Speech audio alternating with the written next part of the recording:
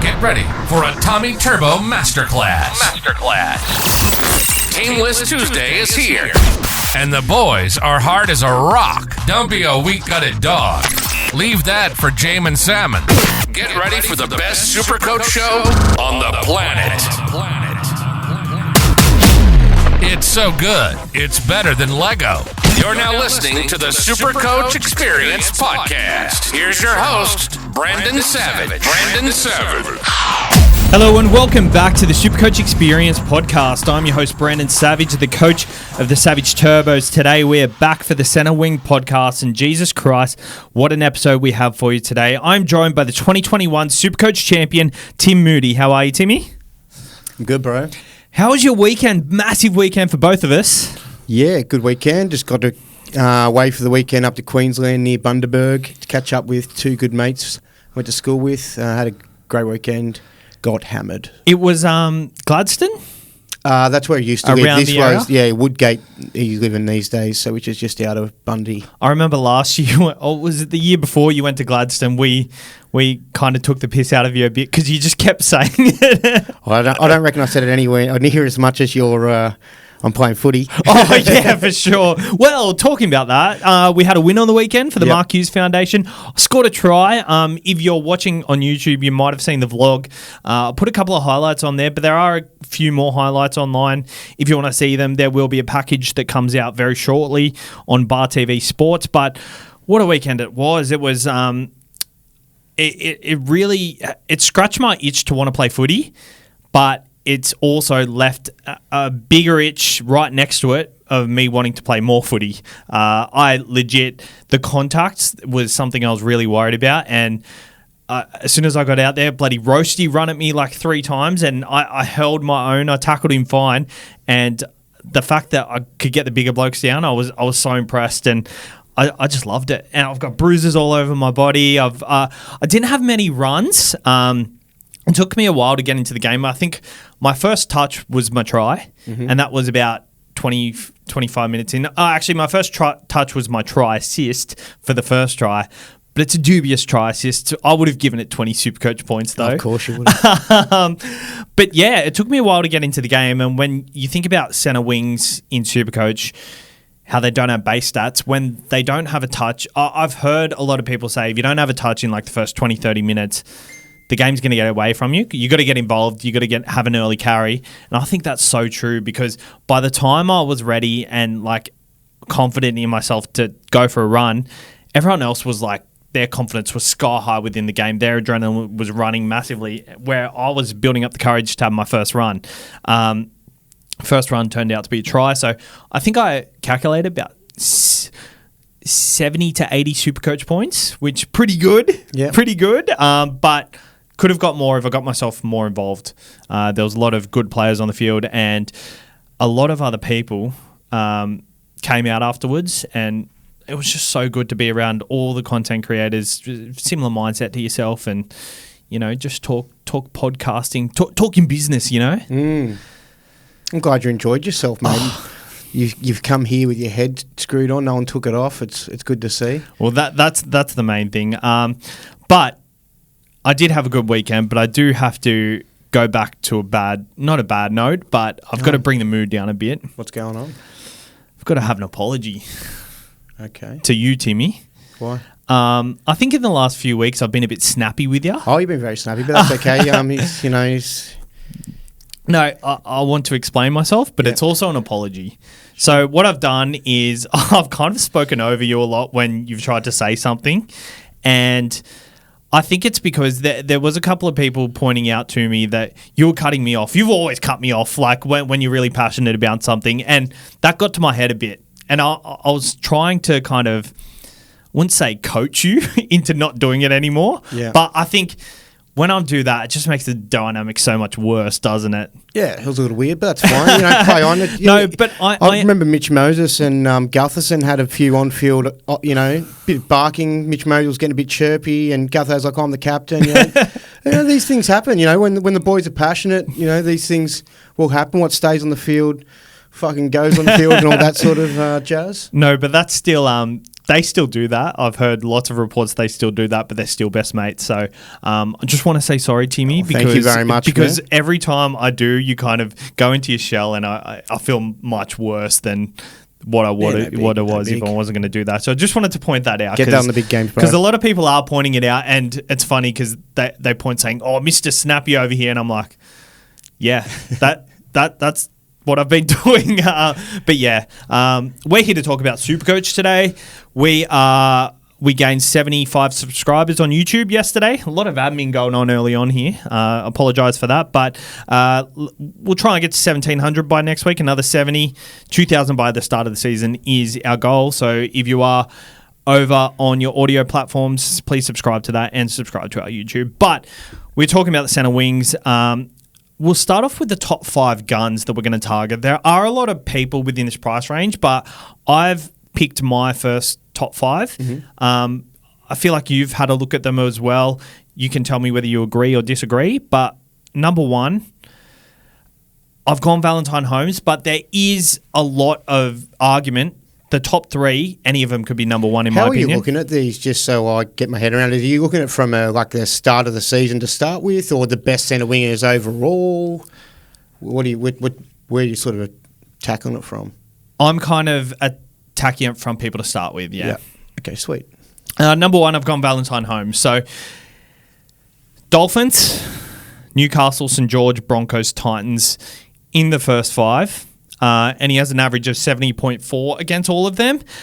88 average against Dolphins, 84 average against Newcastle, 56 average against Broncos, 62 average against St. George, 62 average against the Titans. That's 70.4 average in the first 5 games. I know we've kind of said we don't want to look too hard into the draw this early in the season because a team's defensive, especially the Dolphins in round 1, like they leaked points later in the season, whereas early in the season they were really good. We don't want to look at the draws, but I feel like tactic-wise, I think we've really got to consider starting a gun centre wing because by the time that round 3 hits and the defence starts to open up, there's going to be one of these main guys who absolutely pops off and we're going to need to have them in our side. And I feel like these guys that I'm mentioning now are just the safe guys that we can rely on until we figure out that guy. We can either sell to another person or if they're doing well enough, then at least we do have one of these person. First, what are your thoughts on Valentine Holmes and what are your thoughts on the centre wing strategy? Yeah, look, I was, to start with, I think Val is probably the best option. Just the fact that he's got the goal kicking as well will always, give you that good base and, when he's scoring a couple of tries or setting something up or whatever, he's going to really go off.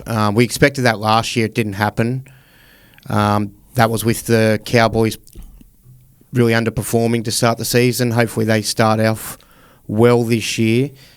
I wasn't going to start with any primo centre wingers, but now the more I look at my side and now that I've gotten down to doing the sort of homework on the centre wingers, I've just got all cheapies. I've got one mid-price there and all cheapies.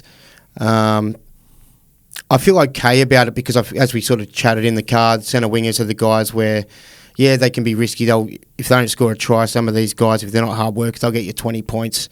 But if they score a try in coming weeks or whatever, they might score a 70 points, 90-point game and they're making money. But now I'm thinking, with all the mid-ranges I've got in the second row, I am starting a primo guy. Might be better just to go with all mid-ranges and have at least one gun. That's where I think I'm at now. But that sort of goes against my starting with a gun second rower to be able to turn into David Fafita pretty urgently if I have to. So it's all a balancing act. But yeah, at this point, I don't like the imbalance of all the amount of cheapies I've got. What are your thoughts on if Dylan Lucas gets a starting edge spot, starting him in the second row for your gun position, and then if you've got a gun in the centre wing, maybe that's a guy you can go to Dave Fafita if Dave Fafita does go off. So at least you've got that contingency plan. Down, that's pretty smart pokies, yep. Or like you could go down in the centre wing and up in the second row. Like there's many ways to do it, but I am leaning towards having a gun centre winger. I've got Valentine Holmes at the moment, just because he's He's a goal kicker. He's a goal kicker, and I feel like the Cowboys are going to start really strong, and their draw is good enough. Yeah. With Big dollars, though, isn't he? 736, but a lot of these guys are around 736, and actually a lot of these guys are more. So I like the price he's actually at. But as you said, these centre wingers, especially the cheapies, they can score just as much on any given week. So it's about getting the balancing act right. But with all the cheapies that are available, I don't love them. Whereas there's a lot of value in second row and front row. Are you better off stacking up them positions with the value options and getting a proven guy in the centre wing and minimising the high-risk guys in the centre wing? Because, like, for example, Kale Iro is one of the most owned centre wings in SuperCoach. Let me have a look. I've just got the percentages. He's the second most owned centre wing at 40.3%. That's 23,000 people. And he's probably not even going to get a start, to be honest.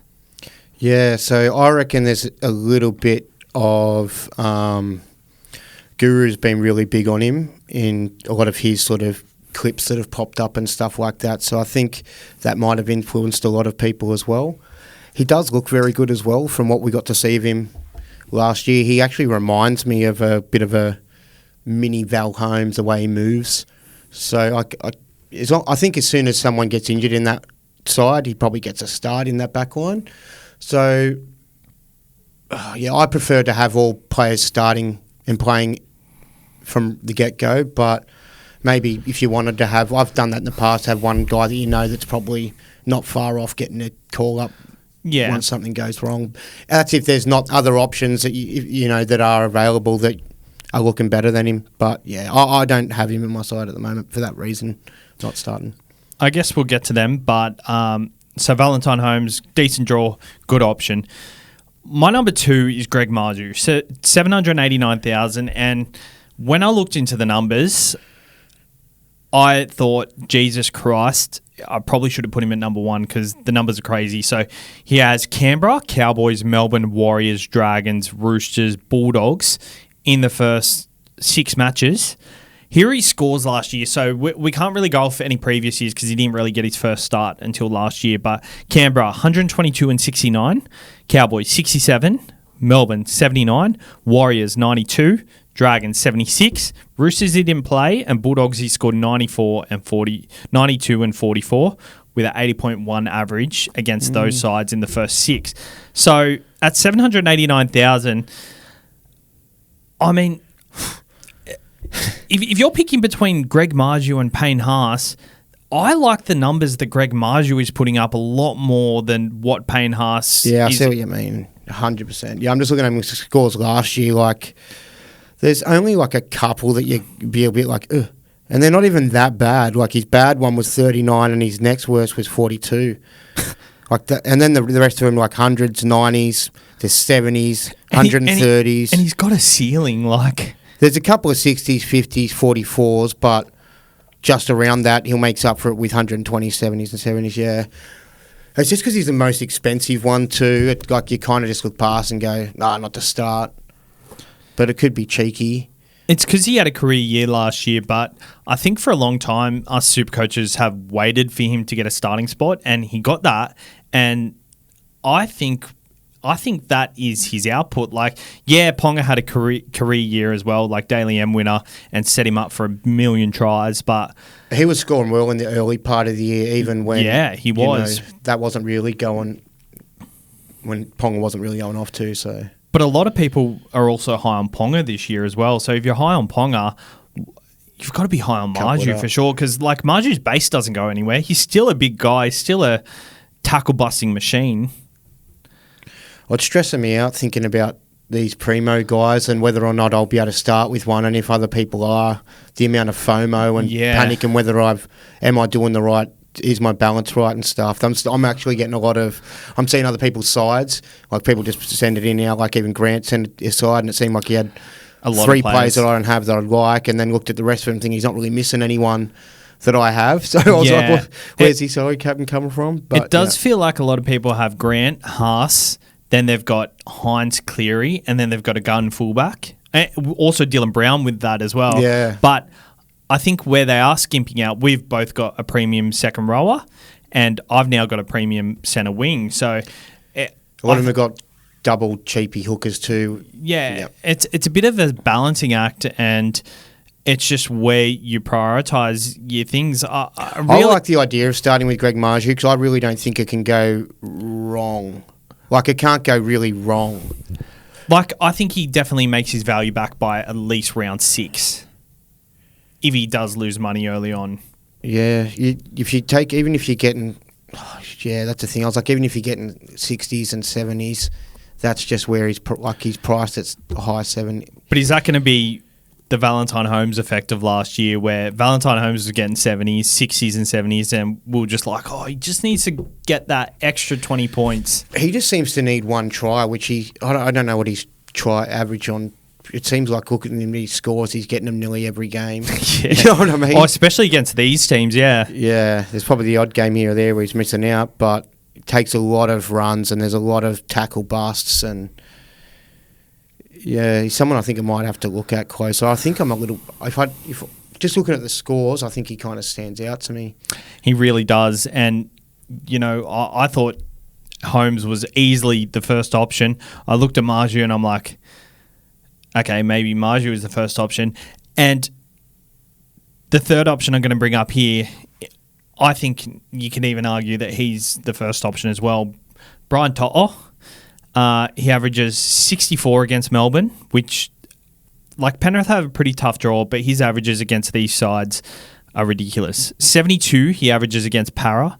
66 he averages against the Broncos, 54 he averages against the Roosters, and 86 he averages against Manly. So the fact that he averages, like, his lowest average against any of these sides is 55, and these are top tier sides. He benefits massively from playing the lower tier sides because he gets them tries as well, but it's unheard of that a centre winger averages 65 against Melbourne, and we're not even talking about him. He loves the work, and if he goes over for a try, that's just scrolling against his scores though. There's not really too many that pop out where I'm like, I would hate to have missed that. You know what I mean? He's got last year he had looks like 4 tons. They were small tons. They were just a tick over 100 each one. Whereas Marju had a couple of like 130s and stuff like that really popped. There's a lot of 60s, 40s, 50s. Well, I think he's a great SuperCoach player. I think he's a great guy to, like a final guy. I just feel like, you really need the tries. I know he takes a lot of runs and he's a mad worker. The base is there. You don't have to worry about getting bad scores. I just don't know that the reward or the ceiling's high enough to justify it as your primo guy. I'd rather rely on one of those other guys to have. But then again, I mean, if he's scoring 2 tries in a game, he's got a massive score. I don't think he had too many doubles last year. I think he only had singles mostly. He didn't. I don't think he got a hat trick either. Yeah. But yeah, he's the type of guy that I last year felt like he got a lot of 35s, 40s, which I felt like I didn't miss out on. And when he scored tries, he wasn't going massive. So yeah, it was more 40s. I reckon we probably looked at him at the 30s with about 10 to go or something, going not doing so well, and then it just ticks over a little bit.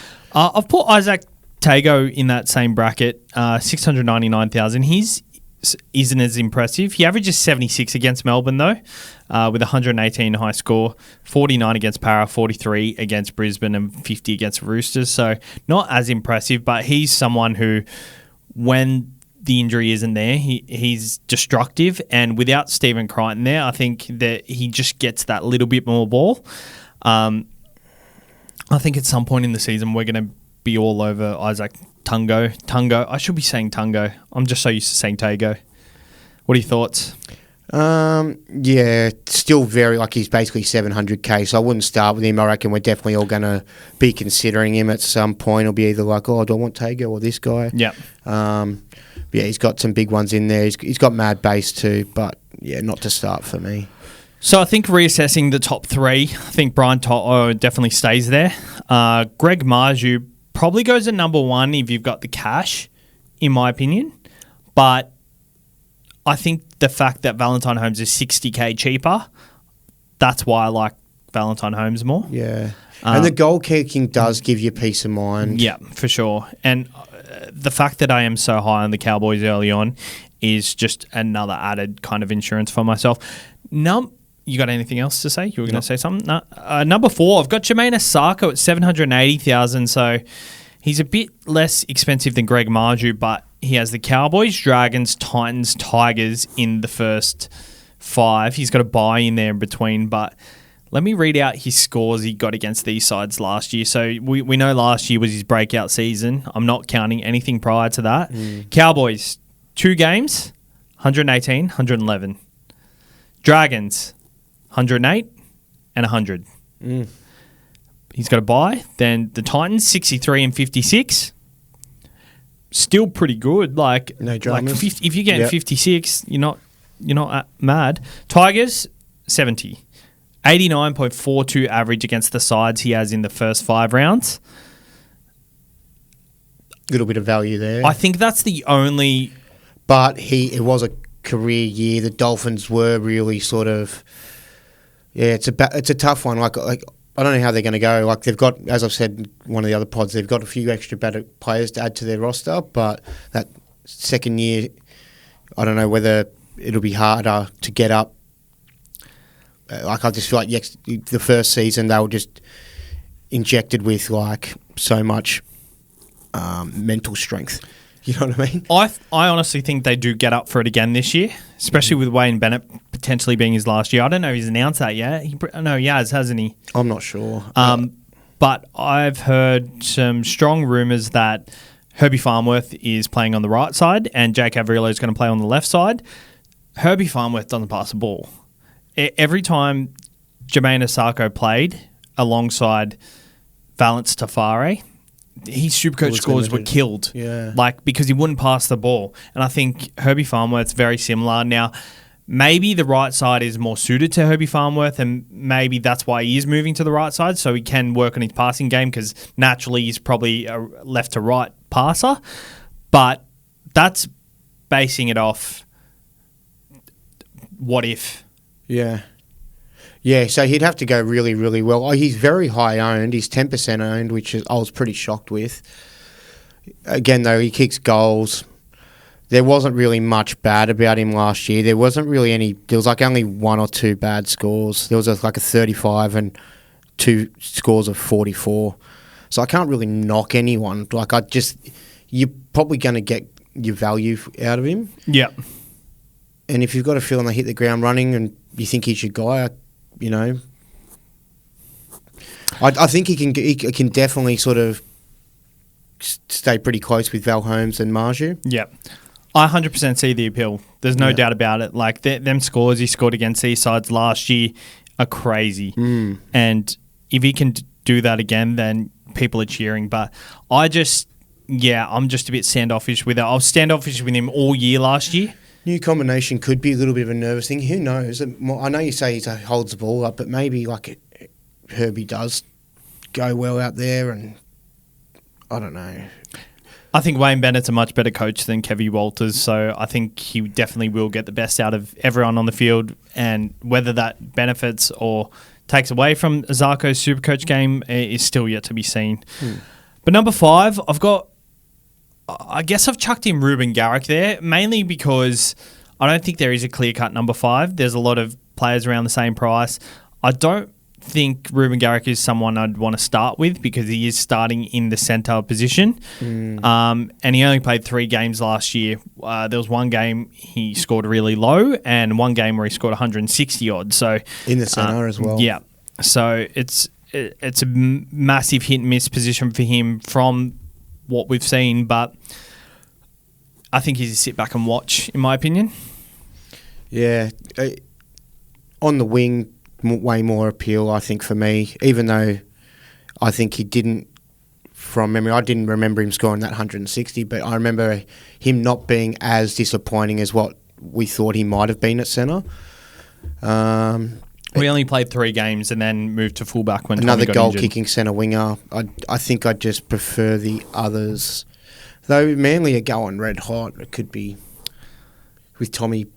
They have a tough draw. They've got the Rabbitohs, then they've got the Roosters, and then they've got Penrith in there somewhere. Yeah, so. for that factor, then I'd pass on that. Yeah, and he was someone last year, even when he was performing well, we'd sit him against Penrith, and it's an easy sit because he scores less than 20. Yeah, it is tough, isn't it, their draw? Okay, moving on to... So that's our top 5. That rounds off the top 5. Is there any notable mentions you want to put in there? Because I do have some premium prices that I'm going to touch on. Yeah, I think I noted the list of guys you had, and I picked out one guy that you didn't have on your list at premium prices, so you can just continue with yours, and we'll get to it once it gets to that price point. For sure. So heading over... Firstly, we've got Mikey and Jake. They're starting their own podcast within our platform. Yeah. That'll be released on Thursday, the first episode. So what they're doing, they're pretty much doing a review of all the different positions again, but it's from different perspectives. So they've listened to all our podcasts, and they're going to bring across different players that we haven't spoken about, and they're going to be speaking about different stats. So, cool. Are they going to go through every position week after? They won't have that time. They're going to do it in like a... They're going to amalgamate a lot of them. So I think their first one is fullback and centre wing. Yep. And then I think they'll do second rows and front rows, or they might do front rows and hookers. Yep. They might do second row by itself instead of over 2, and then I think they'll do halves. Yeah, a bit different, but trust me, they've listened to the podcast and they're not going to go over the same thing twice. They're just going to look at it from a different perspective. Cool. And it's going to be a lot more, shorter and sharper. But yeah, they're recording their first episode tonight, which I'm very excited about for them. All right, premium price players to watch. The first I've got on my list is Stephen Crichton, 649,000. I've tried to dig up his stats at number 1. Not a lot of great scores there, to be honest, but he will be goal kicking. He hasn't played one properly since 2 or 3 seasons ago. So I think he's developed more into a premium player than what he was back then. And I think he picks up the goal kicking as well. So I think he's one definitely. Don't want to start with him, but... Feels like a risky play to start with, I reckon. Especially not knowing how the Bulldogs are going to go. What are your thoughts? I think it's a little bit exciting, especially considering I think that he's going to want to be that, attacking main guy. I know it's probably more Burton to be sort of making all of those bigger calls, but I can see him really wanting to be even more of a bigger player than obviously he was for the Panthers because there's less stars there. But yeah, I just think it's too risky. He's got a lot of low scores in him if he's not involved in setting up tries or scoring them. So I just wait and see how the Bulldogs go for a little bit and see how he goes. And I'd probably want to get him a bit cheaper, I reckon. I'm going to put... Herbie Farnworth, 632,000. Scored a lot of tries last year. Career season for him. Moving over to the Dolphins on the right side. As we said earlier, they've got a great draw. Playing on the favourable side for the attacking side for the Dolphins. So, if he does pass the ball, he will be setting up a lot of tries for Azarko. That's if he does.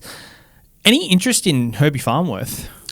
Not overly. I think it's exciting. I always like a gun sort of attacking guy going to a new club. I've always thought he's been someone that we've all kind of been a little bit under the radar. He always seems to score pretty well, but everyone goes, what about Herbie? Not many people seem to end up picking him up. He's got decent scores in him, but there's not really many over 80. When I'm looking like all his scores last year, they're all quite sort of in that sort of 50, 60, 70 with, scattered 40s amongst it. So, yeah, I don't know that there's a great deal of value. Maybe like what I said about Stephen Crichton, him coming to a new club and wanting to be that main attacking sort of, force. I could see him being more involved. He does like to have runs, but yeah, I'd rather spend a little bit more up, I think, and go with some of the other options. Probably 100k more and pick one of those primo guys. For sure. There is rumours that Zach Lomax at 630,000 is going to start at fullback. I think at the start of the season he will start on the wing.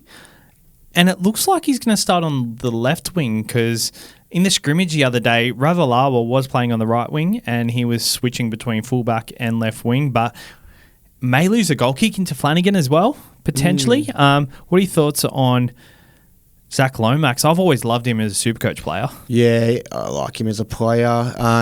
The fact that he kicks, he's someone that we used to always look at. I think it may be more around the buys, but he was all... Yeah, I think I'd want to see how the Dragons are going, what his position is. There's a bit too much unknown, and as you said, you're not sure if he loses the kicking. If he loses the kicking, that's a fair bit off his points, so not for me. Yeah, fair enough. Moving on to Jacob Kiraz, someone I'm very interested in. So last year he started off the season with a bang. So Kiraz went spaz.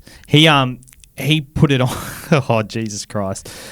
He put it on against Melbourne Storm early. He scored 2 tries and got 146 or something like that. But I heard in a podcast, in the Cast Patrol podcast, they played in the charity match on the weekend. He went on their podcast and pretty much said he was completely busted. Like, he had broken ribs. He had a shit ankle. I think we're getting that sort of vibe, though, towards the back end of the season. Yeah, but to for hear sure. him sort of say that, then that's good to know that it wasn't just, others sort of observing and thinking, yeah, cool. For sure. But at the start of the season, he was the best centre wing option there was. What are your thoughts? Like, at 600,000, based on what he was performing earlier in the season, I'll get his centre or on the wing because he sort of went to centre. No, so he was most likely start on the wing, but I think he's the guy that. So say Zeri's good for round 1. Yeah. I think he'll be playing on the wing. But say he's not. Jesus Christ. Say he's not remixed. Yeah, not good. But say he's not good. Then maybe Connor Tracy goes into centre and he plays wing, or Blake Wilson plays on the wing and he plays centre. But what are your thoughts?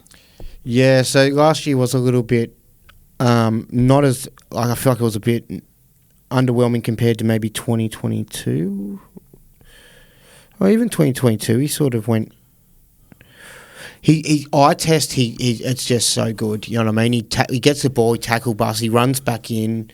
He's got the ability to sort of score tries that aren't just ones where, the draw and pass. He's got, the attacking side's got extra numbers. He's got that ability to sort of create stuff himself and bust over the line. The price is, I think, he's definitely worth it, that price for sure. And maybe sort of later on in the season, I might look to pick him up if he hasn't jumped up too much in price, if he's not killing it too much. But yeah, I don't think I could start with him at 600k if I could only fit one gun and then a bunch of cheapies and maybe one midi. Price ain't there for me. What do you think? You like him? I like him. I think he's a good primo option for sure. I think he's going to be one of the guys that a lot of people are going to want to jump on eventually. Yeah, for sure. He's that, especially if the Bulldogs do well. I think their backline looks really good at the moment. I think Stephen Crichton plays centre.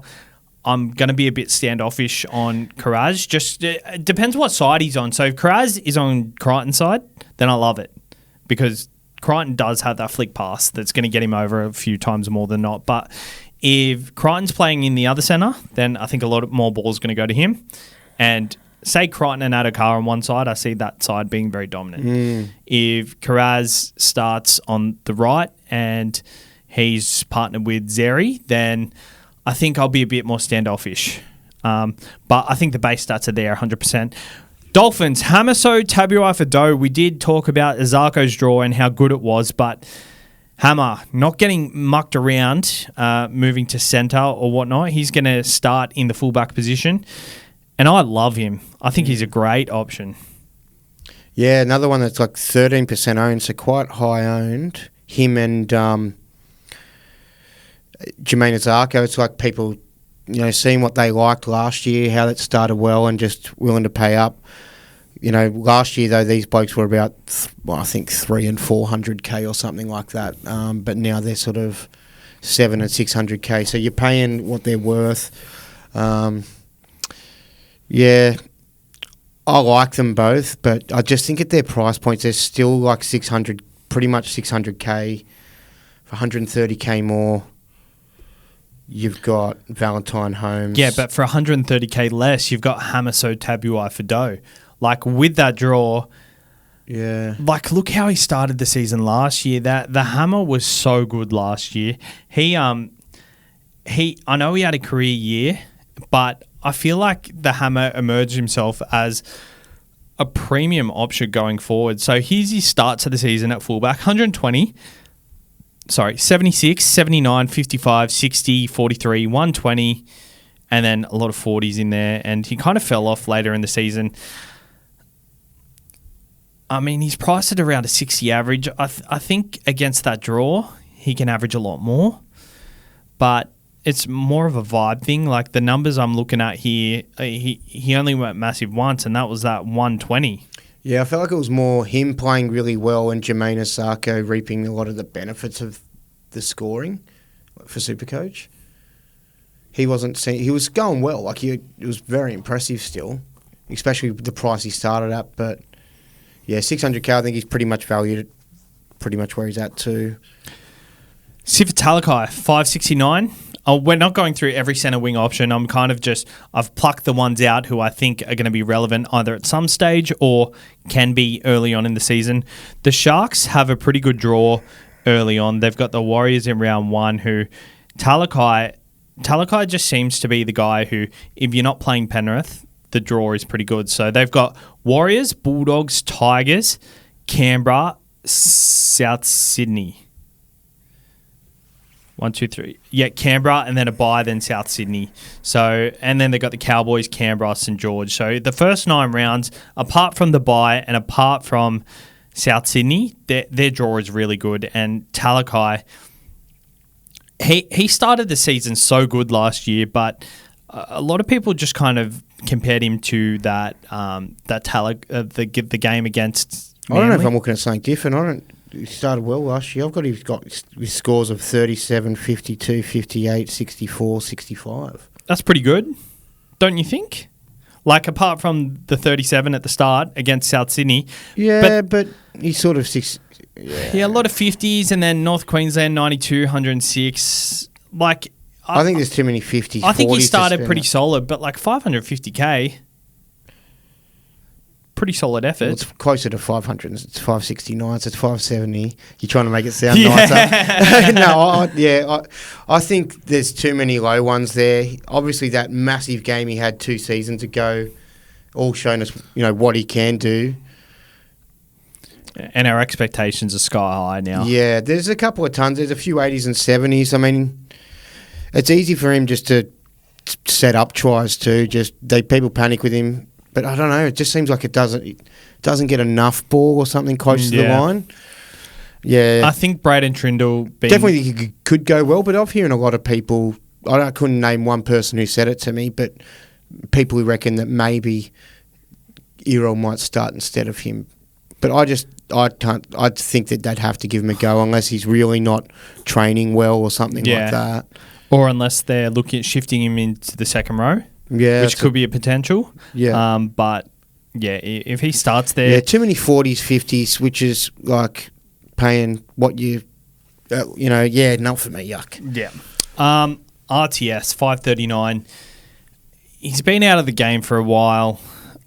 I like RTS as a player, but he is priced based on what he has performed in the past at fullback. So, what are your thoughts while I get his stats up? Sort of just on vibe and before the season opened up, he was someone that I was aware that was coming back to the NRL, and I kind of penciled him in my mind as someone I kind of do want to consider and look at. He's a gun player. I think he can sort of have enough involvement to be... Like, I'd prefer him over Talakai, I think. But they are But 30K more difference. do you know, like him at There's centre? a bit of unknown. Yeah, there is a bit of unknown.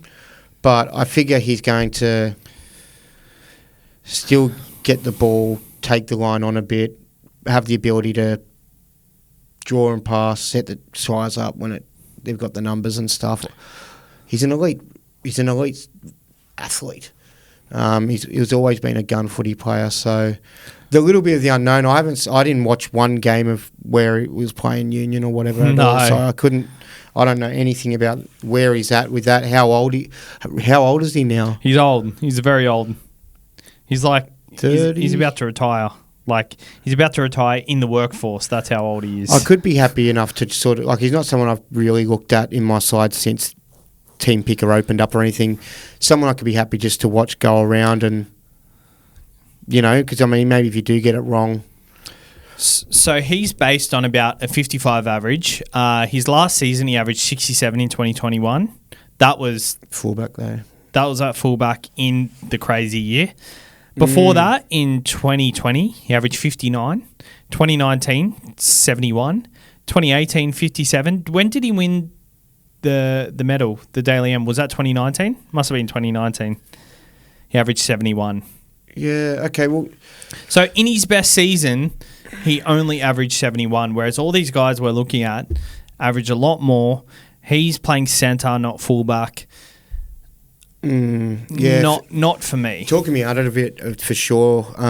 Not that I was really that into it. I mean, it's just now I think back and I'm just sort of having a bit of like memories coming to me. Like he's not someone we really ever had as you'd never have him as a fullback. He'd be someone you'd kind of often consider maybe around buys and stuff. But I still feel like we'd always go to someone else, like even like a Gutho or something back then. Like they seem like a better option. Yep.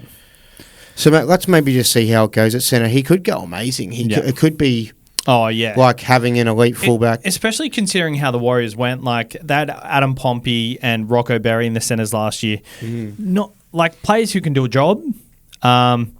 So, yeah, interesting there. I hope he does well, but just not for me. Like if he goes off, we can reassess, but I think at the price, like he's based on fullback price, 3 years out of the game. Before we jump off too much, well, you got one more in that range? I've got one more premium price to look at. Jack Wine at 530,000. He is suspended early on, but I think he's potentially one to target if that back line is humming. They've got the Dogs, Warriors, Sharks, Melbourne, Penrith, then St George, Cowboys, Parramatta after round 4. So this is he's an interesting one too because you kind of look at it like he was never really SuperCoach relevant for the Raiders at 5'8". You think you get more touches at 5'8", more opportunities set up tries. For Canberra, though. Yeah, Canberra, I mean, I think he's going to get attacking juggernaut, but they were still... Usually when they playing sides, they're always like only 7 points within beating or losing to a side, so they still score points, you know what I mean? It's not like they're a side that gets pumped week after week and only end up with 10 points more week in, week out. They're usually, 20 points, 18 points onwards. I think he'd need to be sort of having that final touch and be getting a lot of try assists, or maybe he will sort of, with his running game, cross over and it won't get to AJ as much. I think that's one I want to just watch him play out. I think it's a bit risky. No, that's why I've marked him from round 4. They've got a good draw, so if he does look good... So we get one game to have a look at him before he... Something like that. Yeah. So the one I was going to... You ready to move on to the next one? Yeah, start on mid-range. I've got a booger in my nose. I hope it's not... We don't do any close-ups or anything like that.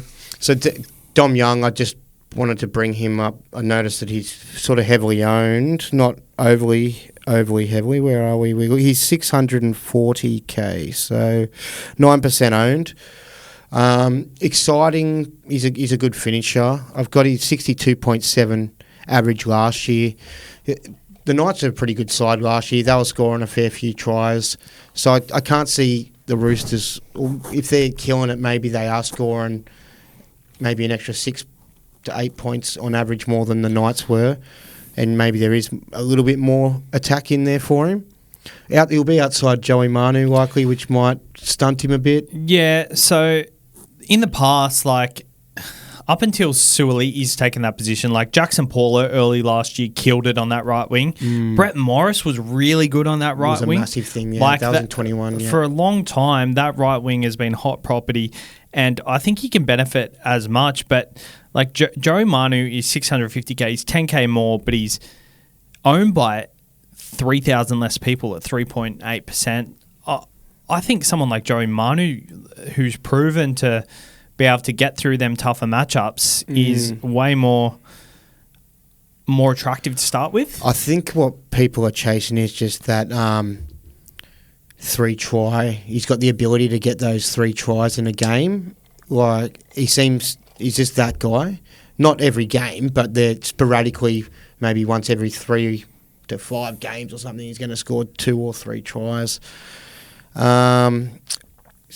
Yeah, I like the halves. They like to cut out balls to wingers and stuff as well. So I'm not off it, but I just thought we'd bring him up as well because he seems like he's kind of relevant. Yep. But yeah, he doesn't have too many terrible scores. The occasional 20 or 30 in a night side that was humming. Could kill it though. Mm-hmm. Could kill it, so wouldn't talk people off him. Yeah, there are a lot of players within this price range that we have missed out on, but I think for this one, we definitely... If you're going to have the expensive guys, you probably have one of the better guys. Yeah, like there's Alex Johnson, who I don't think we start with, but once the draw opens up a bit, for sure. Dylan Wateni-Lesniak could kill it again. Exactly. And then, Tom Jenkins, he's 600k. Don't love it to start the year, but I think he's got potential on the right wing for the Knights. But we'll move on to the mid-range options, and Jake Averillo tops my list here. I love him going under Wayne at the Dolphins. So we've talked about Dolphins draw. Only issue is, I think, with all these Dolphins players we're talking about, you can only go with one of them. Mainly because you might have Flegler in the front row, and they have an early bye. A lot of scores from Jake Averillo between 10 and 25. Like, there was about 10 scores there between 10 and 25. But apart from that, there's a lot of good scores as well. I just think this is the type of situation where it's more of you're relying on him to have a career year. And I think from what we've seen, from what Wayne's done in the last few years, it's definitely possible for an outside back under Wayne to do that. Playing on the left wing, left centre, bit less ball than the right side, but nonetheless, I still like him. Yeah, I remember there was a couple of games last year where he really stood out, sort of making like line breaks like in his own end and sort of running the length of the field. He's got mad speed for a little dude. He's pretty elusive. Yeah, I like him. There are those low ones there as well, but I just feel like it's a little bit awkward, the price. Like if it was about 100k cheaper. Or even just maybe even 60k less, I'd like it a lot more. But yeah. Like looking at like last year's, I know he was at the Dogs who weren't doing great and their attack was pretty average. There's not that many scores that would be upset missing. Yep. There's the odd 90 or 80. Yep. But a lot of small ones. So I don't think I'm overly into it, but I can see him going well, and like you've identified in a new side, and if that does happen, then I think that's pick him up once that happens. Zach Labert, I was very keen on him in the preseason, but then I've looked into his scores. He got 26 in 80 minutes, 46 in 80 minutes, and then later in the season, 91 and 65. So he is based on about a 50 average, and that's not much of a discount from what he produced. I am high on the Cowboys to start the year, and I think someone like Zach Labert can really benefit. Like Peter Hiku in the past has been a good purchase for SuperCoach at the Cowboys. But I just think Zach Labert, I was so keen on having him because he's unproven and a lot of people won't be jumping on him. But I think that's why I'm not keen now. Because that was kind of what put me off the unproven unknown. I just haven't seen enough of him. I couldn't tell you what type of footy player he is. And like this 91 and 65 later in the season, could that be just circumstance of Scott Drinkwater starting being really hot at the end of the season? Probably. And I just think Zach Labart's probably a sit back and watch. But I was really keen on him. I'm now not. Have you got some mid-range options for us? I've got Taylor May. I think I'm pretty keen on him just because I don't think there's any way he loses anything, and I think he definitely makes money. Yeah. So he's very heavily owned, 35% owned, 458k. Probably playing left centre. He's only got one game at centre for 36, and that was pretty much all in base. So, worst case scenario, I think that's probably a worst case scenario game for him. 20 games on the wing, 64 average, and 29 point base average. Playing at centre, I think he's still going to be taking up carries from his own end and playing a bit like a winger. And so I still think there's going to be a lot of workload close to the line. See him going himself, scoring the tries. I like him. Yeah, I think he's the guy I'm just happy to have as my... He was that one mid-price guy I had with then a whole bunch of cheapies.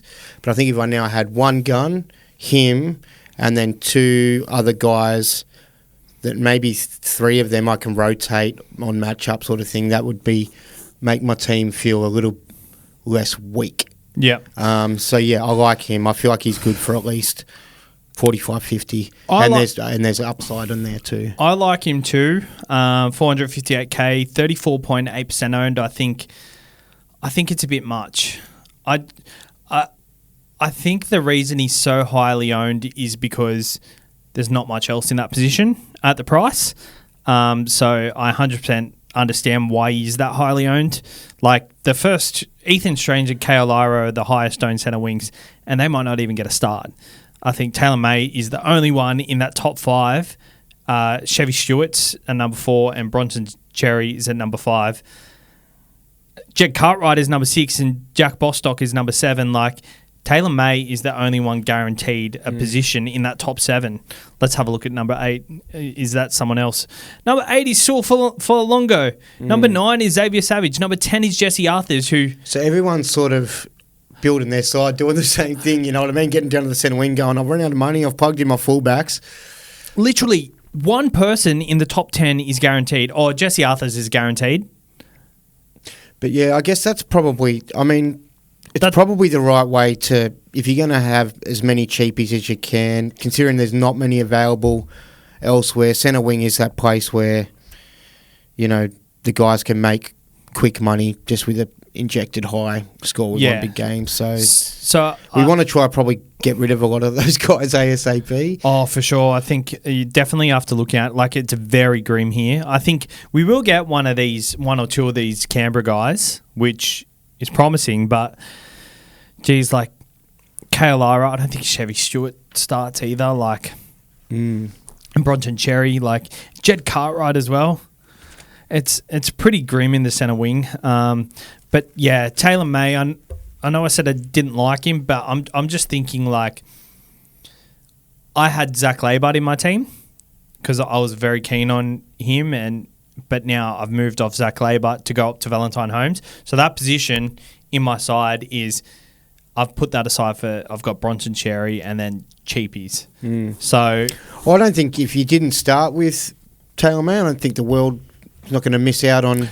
I like him much better on the wing. If he was named on the wing to start round 1, he's in my side. More easy to finish. He's in my side 100% if he's on the wing. But just in centre... Well, he was almost as good as bloody Brian Toto on the wing. That's only his first year, so... That's why Brian Toto is on the right wing currently, because he come in and he was such a good left winger. Yeah, so I still think he can get that pretty comfortably. I like it. I'm fine with it. I feel like he's a 50, 60 point player at least. That's... he's at least 50, 55, which is still good value. So, yeah, that's definitely one to pretty much lock into your side, especially considering how grim it is. Anyone else you've got there in the mid-range kind of section? Jesse Arthurs, who I was really keen on just in my mind, just at the price. The price looked right. I was like, $3.76, that's mad. 17% owned. I think it's the draw that's kind of put me off. But look, he's got a 33.5 game average last year over 26 games on the wing. So I thought that was pretty bad. That's over 26 games in his career. Sorry, that 33.5. Yeah, right. Last year was 36.8 average last season. It's only a little bit of a jump there. So there's no discount based on what he's produced last year. Yeah, it's just I think he plays actually. So Corey Oates looks set to start, and Corey Oates should be on the left wing. Cobbo's moving into centre. Jesse Arthurs should get that right wing spot, which is Adam Reynolds and Dane Mariner or something he's competing with. But Jesse Arthurs should get that position, which Reece Walsh and Adam Reynolds love to go to. So I think there is a bit of value just based on... I've got his bad scores like last year in games over 70 minutes are pretty bad, like 12 against the Panthers, 19 against the Dragons, 24 against the Panthers in his second game against them, 28 v the Wars, 29 v the Dogs, 4 v the Bunnies. That's like a 70-minute game. 25 v the Storm. There's 7 scores over 45. Yeah, it's grim, isn't it? Yeah, he was going to be one of the guys I was like, yeah, he'd probably be my third or fourth centre winger. I'd probably play him just based on the fact that he's in a good side, and I thought some tries will come. But when I cooked a bit into those averages, it put me off. And then his first 6 games are the Roosters, the Bunnies, the Panthers, Cows, Storm, and then Finns. Like, they're all going to be pretty tough games, yeah. So I'm thinking there might be a potential where I just start without him and then wait till he starts going well. But there's just not that many options where I'm like, if I'm going to leave him out, who's the guy that I'm now going to give a go to? So he's still in my side at this point, but I just not very hopeful. I'm looking down this list even more, and I think every option, like we've spoken about the top 10. Jack Bostock, I think there was confirmation as much as you could get that he's going to start on the left wing. So 314,000. I think he's someone you probably got to start with if he gets named, especially considering how grim the cheapie range is. These Canberra guys, so if Xavier Savage, Ethan Strange and Chevy Stewart all get named round 1, Seb Chris is suspended for round 1. Are you going to go them all? I think if I get the vibe that one of them's probably going to be replaced, and a more obvious which one that'll be, I get the vibe that maybe Xavier Savage might be the guy that misses out. I don't know. He was the guy I've just had next to my list. If he does start, I'm really keen on him, like super, super keen. At fullback, he's got a 58.7 average in 15 games. That's massive, like nearly a 60-point average for a 350k player. I do think from what the vibe I'm getting from other people's teams lists that they've put up is probably Chevy Stewart's going to get the start. And I did look at Chevy Stewart's highlights, and fuck me, he's good. He looks mad, bro. He's got everything in his game. He's like he's not skinny like some of these guys that sort of, he's not stocky as fuck, but he's not that really bonesy guy. Yeah. He looks real good, bro. Like, he tackle bus close to the line. He's got passes. He's just elusive. I actually think he's the reason Xavier Savage didn't play fullback last year when he came back. Like, in reserve grade, Xavier Savage was playing on the wing, He was playing on the wing while Chevy Stewart played fullback. So I think what Canberra are doing are right. Like, if they see Chevy Stewart as the guy long term, like 100% invest into him. He looks really just the attributes he's got. It might not translate as easily to NRL, like the tackle bus, all that sort of shit. But he knows what he's doing. Like, he doesn't look like he's just got a couple of tricks that he does, and he just looks like he knows footy inside out. Like, yeah, well, the thing is, if he doesn't start, if he starts for NRL in round 1 for Canberra, then expect it to be a slow burn, because I think the reason he hasn't debuted already is because he played in the New South Wales under-19s game and didn't quite perform, whereas like all these other different options stood out. I didn't actually. Was he in that New South Wales? Yeah, I didn't notice him. What did he play fullback? He that played game? fullback, yeah. So well, he didn't perform. So I think that interesting. it might have scared Ricky off, just being like, oh, we'll just give him another year in reserve grade and let him come in next year. I think he's going to be a slow burn, but I think that's the risk you're willing to kind of take, because at least if he falls over for a try, like that's, I think we can't be picky with our cheapies this year. It's not as good as it was last year. Last year was a great year for cheapies. Like we had so many to start off the year. So I really think, this year, is there any others? Well, of Ethan Strange, pretty sure he's 46% owned. I'm pretty sure I'm going to start with him. I think he really stood out for me in that State of Origin game last year, along with all the other Ethans. But Jed Cartwright is pretty highly owned as well. Yeah, I've got him in there temporarily too, and it's not based on anything other than the fact that he's a dual. I just want to have one centre wing second row dual that can help me out. So yeah, I think that's going to be a really, really like a really plotted guy that's probably not going to generate much for us. I'll be super stoked to be wrong on it, because then he'll be generating me cash, but I think he's going to be coming off the bench and scoring a lot of 20s. Yeah, I think people are just plugging them into their side, hoping someone gets named round one. Ethan Strange, hopefully he does get named. There's Harley Smith-Shields. I don't see him moving into a starting position at the Titans, I don't especially. have him as someone I'm keen on. But Bronson Jerry? We haven't talked about him. Yeah, so I've heard a lot of people just all on Twitter and stuff. It's a lot of those negative Nancy's like, he doesn't have steroids in him, he'll be useless, and stuff like that. He's not going to be any good. I don't know. But he's got a 56 average at centre that year he played. I think it was 2019. He debuted that year. Yeah, and that's solid as hell. I feel like if anyone's got redemption in him, we're talking about like Dylan Brown missed, a handful of games last year or half a season. Yeah. This bloke's had half his, or at least 1/3 of his career sort of taken away, whether it was his own doing or whatever. But this is someone that's going to want to, find some sort of redemption and for sure. For footy, to prove he's a good footy player, play some footy. I think if it was last year where we had a lot more options at the price, it'd be okay to kind of leave him and see how he goes. But I think we don't have much options this year. I'm pretty happy to start with him and pretty happy to play him. Hey, me too. I think he's big enough, and he's not like a youngster that's going to get dominated. Yeah.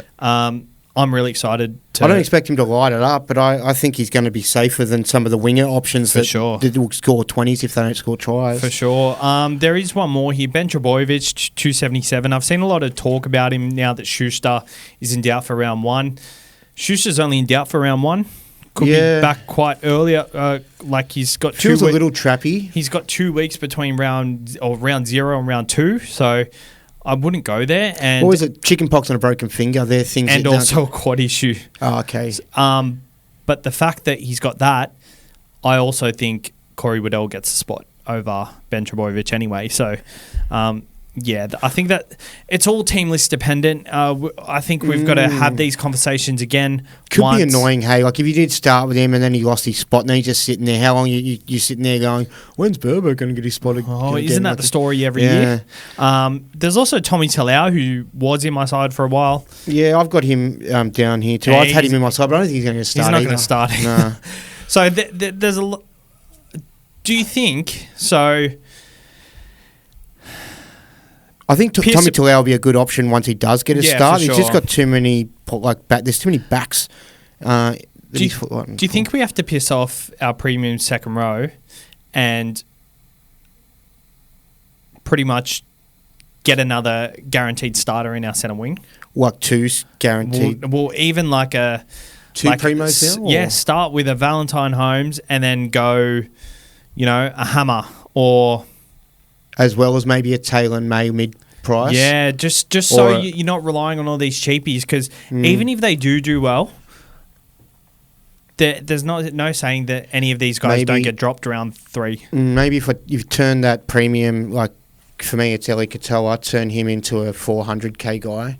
That's freeing up to, but then it's like trying to turn one of these 200ks. It's really, I'd have to turn that Eli Katoa guy into a bottom dollar, nearly 200 to 300k. Yeah, but your whole second row is stacked with 400k options. Then I'm happy enough to give a go and play, to be fair. Yeah, I think it's okay to go to like there is Keenan Palacia, 365.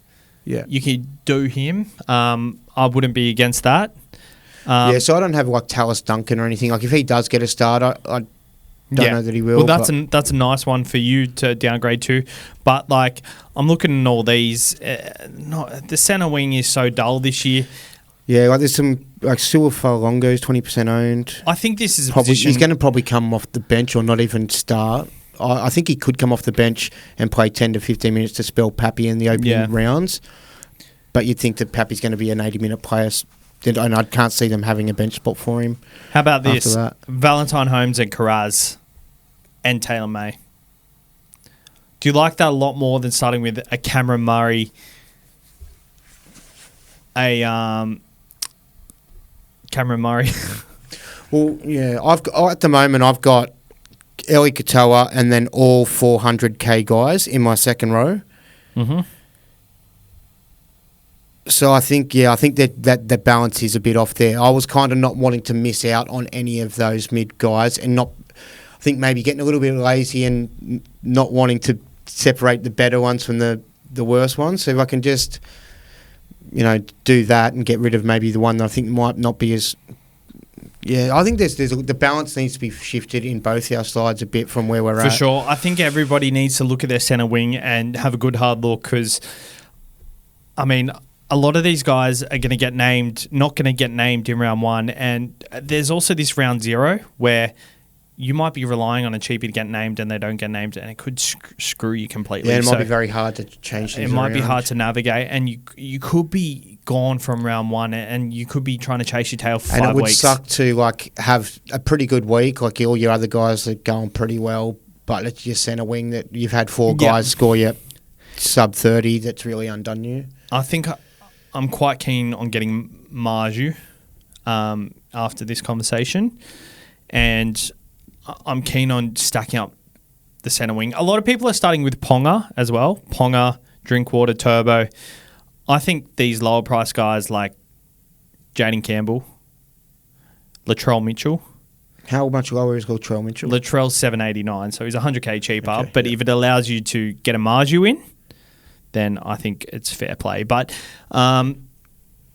that's a bit of a tricky one to unpack, and I'm sorry if we haven't given you a lot of clarity today, because it's a very lot hazy. A lot of us don't know what's going to happen. Yeah. So anything else to add? No, I think we've covered everyone without going overly in depth in a lot of these guys. It's a bit hard to without much games under their belt, etc. Just in the centre wing position, if a cheapie's named, get him.